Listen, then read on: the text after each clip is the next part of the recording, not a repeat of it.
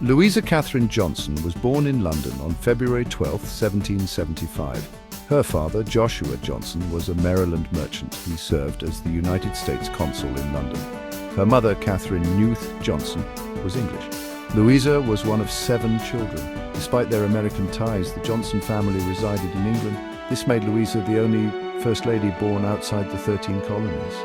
Her early years were marked by her father's fluctuating financial fortunes. She experienced both comfort and uncertainty.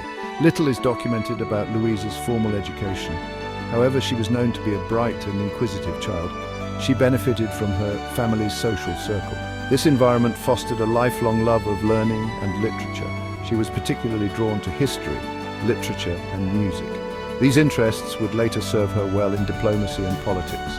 Despite her London upbringing, America held a special place in Louisa's heart. In 1778, Joshua Johnson moved his family to Nantes, France. The ongoing American Revolutionary War and his business interests prompted this relocation. For Louisa, then a young girl, this move marked a significant turning point. She was immersed in a new language and culture, broadening her horizons. She quickly learned to speak fluent French.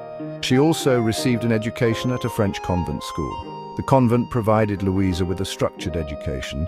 She excelled in her studies, demonstrating her intellectual curiosity and adaptability. Life in France presented its own set of challenges. The French Revolution erupted in 1789, casting a long shadow over the country. The Johnsons witnessed firsthand the turmoil and uncertainty of this period. It was during their time in France that Louisa met John Quincy Adams, the son of the American envoy. Their paths crossed at a social gathering at her father's residence. John Quincy was immediately smitten by Louisa's intelligence, wit, and charm. She, in turn, was drawn to his intellect, ambition, and shared American heritage. John Quincy Adams and Louisa Catherine Johnson married in 1797. It was a union that would profoundly shape both of their lives. They embarked on a life together that was deeply intertwined with the world of diplomacy and politics. John Quincy's career took them across Europe. Louisa, with her fluency in French, social grace, and sharp intellect, proved to be an invaluable asset. She navigated the complexities of European courts with ease. Louisa's keen understanding of European politics and culture greatly aided John Quincy's work. Her diplomatic skills complemented his, making them a formidable pair. Their travels took them to the Netherlands, Prussia, and Russia. Through it all, Louisa embraced the challenges and opportunities that came her way. She thrived in the world of diplomacy, using her intelligence and charm to foster relationships and advance American interests.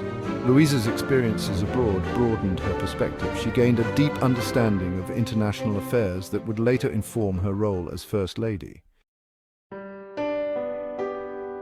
Section 4. The reluctant First Lady, Louisa Catherine Adams in the White House. John Quincy Adams's election as the 6th President of the United States in 1825 brought Louisa to the forefront of American society. She assumed the role of First Lady, a position she held from 1825 to 1829. However, Louisa's time in the White House was marked by a sense of personal reserve. She preferred the world of diplomacy and intellectual pursuits to the social whirl of Washington, D.C. Louisa found the public scrutiny that came with being First Lady to be intrusive and burdensome. Despite her reluctance, Louisa carried out her duties with grace and dignity. She hosted official events, albeit with a sense of formality. She used her platform to advocate for causes she believed in, such as education and the arts. Louisa transformed the White House Conservatory into a personal space for writing and reflection. It was here that she penned her memoirs, offering a unique and insightful perspective on her life and times. Despite the challenges she faced, Louisa left an indelible mark on the role of First Lady. Section 5. A life beyond politics, writing, family, and legacy. After leaving the White House, Louisa and John Quincy returned to Massachusetts. They settled into a quiet life at their beloved home, Peacefield. There, Louisa continued to write. She focused on her memoirs, poetry, and plays. Family played a central role in Louisa's life. She shared a deep bond with John Quincy. They had 4 children together: George, John, Charles, and Louisa. Louisa Catherine Adams passed away on May 15, 1852, at the age of 77. She left behind a legacy of intelligence, resilience, and grace.